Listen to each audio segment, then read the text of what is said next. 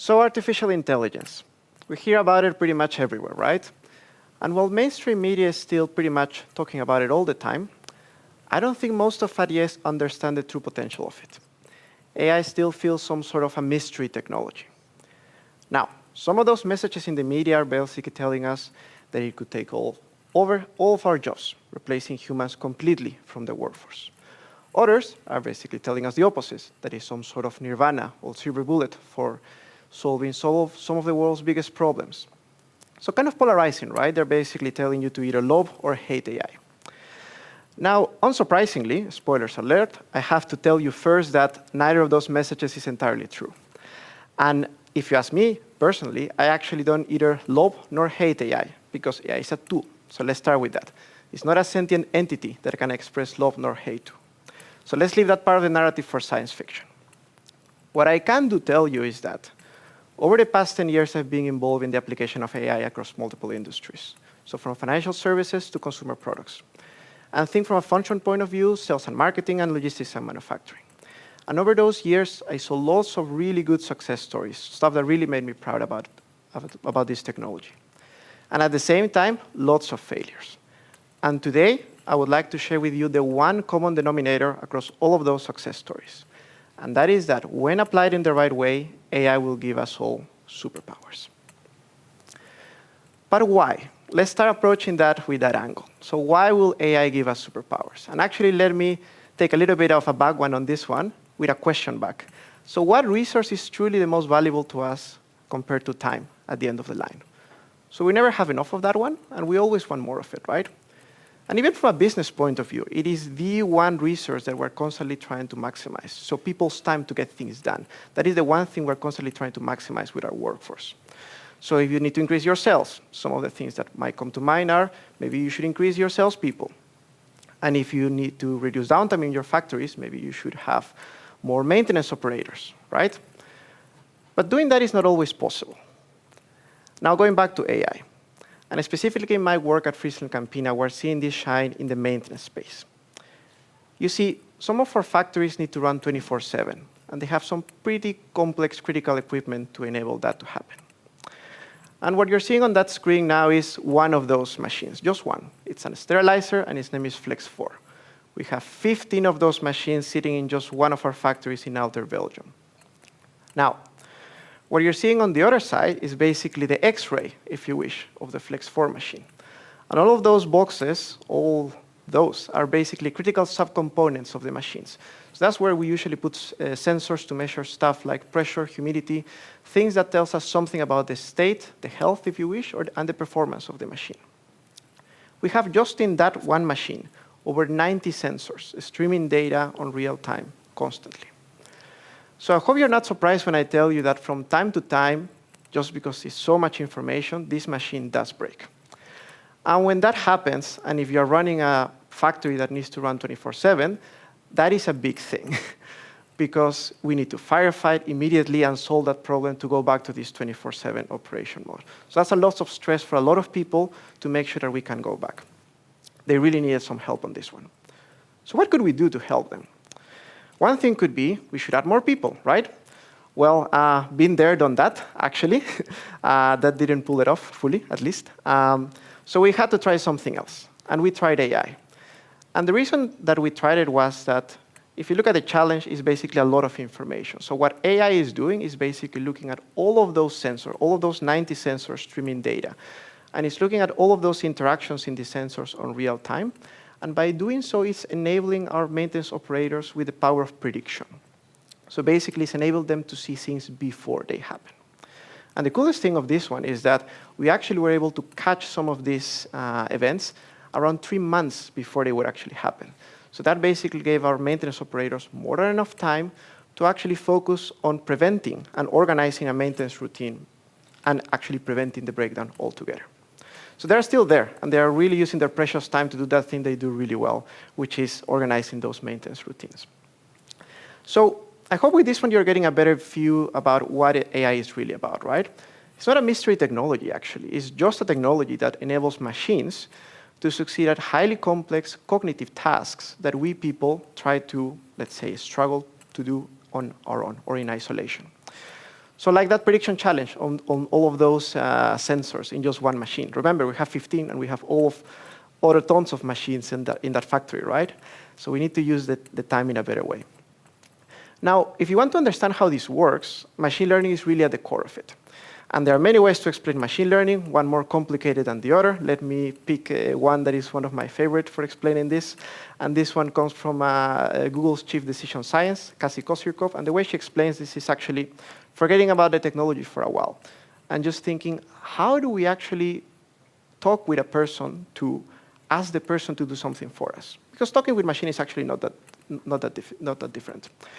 So when you asking a person to do something for you, you have two ways of doing that. The first one is direct instructions. So usually you would say a lot of verbal instructions, or you write a very long manual basically detailing every single possible scenario of what the person needs to do for you. So how many of you got one of those beautiful 200-page manual when you started a new job? I know I didn't, by the way. Luckily, there was the second way of communication, which is, how about you just sit with me while I do the job, and you just see me doing it? And by the way, that doesn't mean I'm not going to give you the manual, but it will be a link manual, and then you also need to see me do the job. And while you see me doing the job, stuff is going to happen in your brain, and you're going to basically start getting it, and you're going to build these constructs in your head. Now, imagine for a while that you would be completely blocked from the second way of communication, that you can only have these very detailed, long instructions as a way of communication. That's a big chunk of communications options blocked away, right? And now let's put the technology in the metaphor. And just think about AI and machine learning as unblocking that second way of communication. So this time, we can tell machines how to do smart things for us in a more effective way. And this is really big, right? Just think about the enormous amount of tasks that we now can automate because of this new way of writing programs, of talking with machines and telling them to do stuff for us. Now, next to that, I think AI is really going to be a big revolution for us because it's going to really change the way we connect with machines. In a way, it's not about replacing people, right? If you see the example I just told you, it's about enhancing human capability rather than replacing it. And this whole mindset is really on the opposite to the traditional one of we should replace entire systems and processes and just put a machine and remove all the human component altogether. And this is something that people are starting to notice slowly but steadily. And even Elon Musk has come to see this one. And you can read it on the screen. That's from a tweet just from 2018, by the way, so not that old, where he basically acknowledges that excessive automation at Tesla, even that level of manufacturing, was a mistake. And actually, I like even more the second part of the tweet where he acknowledges that humans are underrated. And that is absolutely true. So we are really good at a lot of things, a lot of tasks, and that's something that should make us happy. Now, at the same time, what makes me even more happy is that we can enhance that human capability even more if you have AI as a superpower. Now, to be fair, we've talked about superpowers already for quite a while. It's also important to talk about how to use them in the right way, because with great powers come great responsibilities as well, right? And that's important to acknowledge that is something that we need to own. So we need to govern those powers and not let the power govern us. You cannot outsource that governance responsibility. And I would like to start talking on this one with one example where we actually did this in a very, very wrong way. And this is even more fresh. So this is just from a case that it was published in the US back in 2019. And it's about using AI for criminal conviction cases. So let me start explaining here what would be the logic in favor of doing this. So what could go well if we do this? So theoretically, if you are able to predict criminal rates, you could basically do things like allocating your resources more effectively to rehabilitation, for example, or prison sentences, right? Technically, you could also say, hey, I have a judge who is running this process next to a lot of other people, of course, but he has a bias, right? He can have human bias, and let's put AI next to this person because AI is going to be fully focused on fact-based, data-driven decisions. So we're going to reduce the human bias by putting a machine next to it, which is fully not biased. And the way we would do this is that we would embed this algorithm next to the process, and the algorithm would influence the process, right? So at the end of the line, you could say that a low score of these algorithms could influence a kinder fate, and a high score, well, precisely the opposite. And what could go wrong, right? You are just giving a nice superpower, it's going to enhance the judge. Well, some things could go wrong, actually. And the first one is that you need to understand how this actually works. So usually, you need to train these AI systems with historical data. And in this case, you would do it with historical past crime data, right? And if you do it with biased data, so data that is biased on a certain demographic group, for example, because again, we can have biases in ourselves, so we influence the data. And you put that into an algorithm, what is going to happen is that the algorithm is going to catch that data, and it's going to amplify it, right? Because it's going to give recommendations based on that data. Then you're going to feed the algorithm on that data that is generated, and it's just going to amplify that bias on potentially, let's say, a certain demographic group.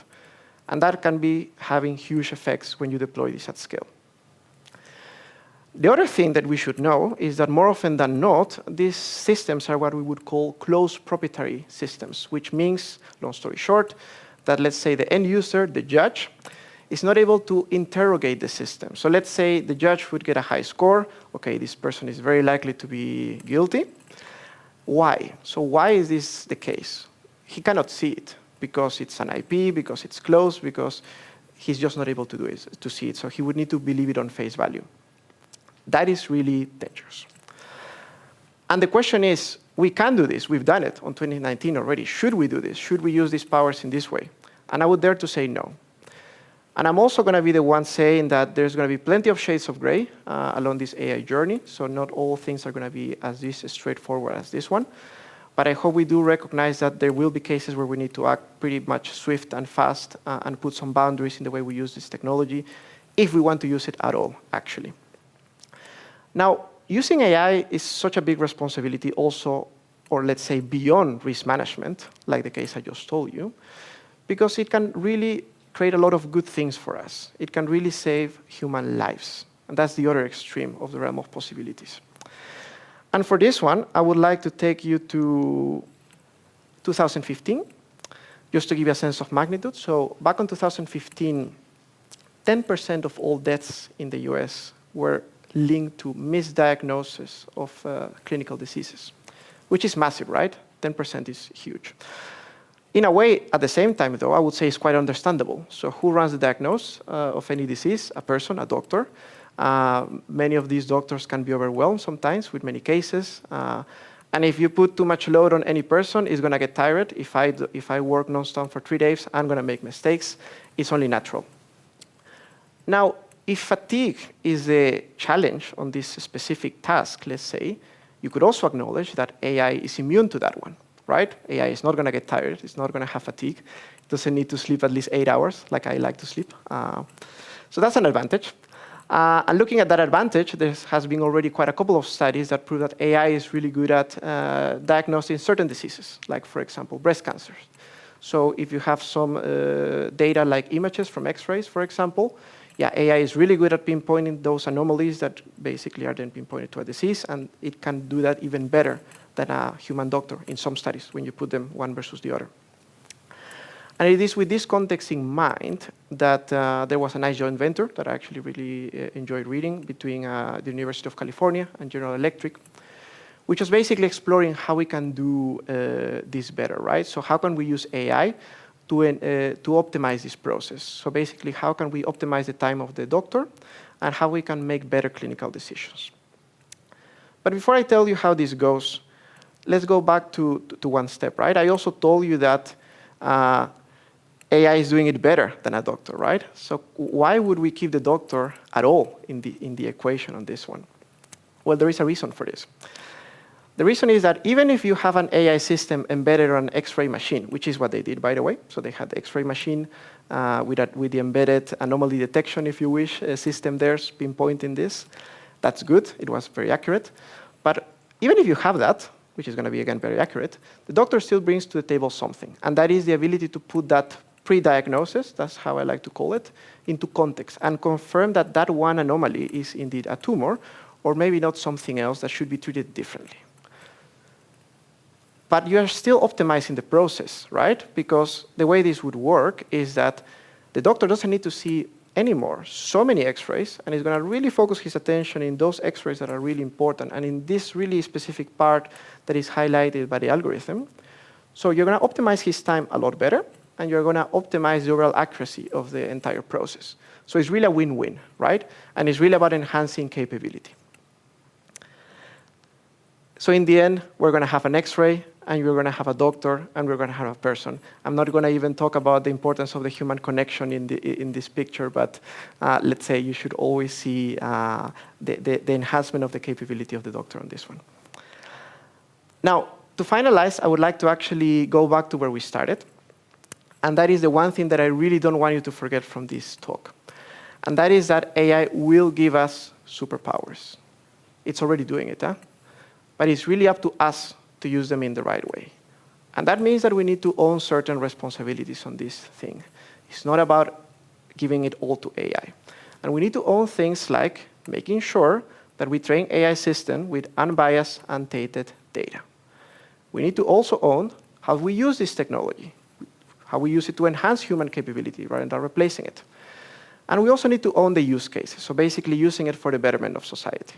No AI is going to help you with any of those three, next to a lot of other responsibilities, by the way. And for me, this is such a huge, on one-way responsibility and also potential, right? Because AI can be used in such a huge amount of possibilities. It can help us, or not help us, to put innocent people in prison, or it can help us to save human lives. And that choice is ours. So let's make sure we own it really well. And that means that whether you are an entrepreneur, business leader, researcher, student, government official, I would say almost doesn't matter. In the upcoming years, each one of us will manage or interact with AI systems, and it will give us superpowers. Thank you.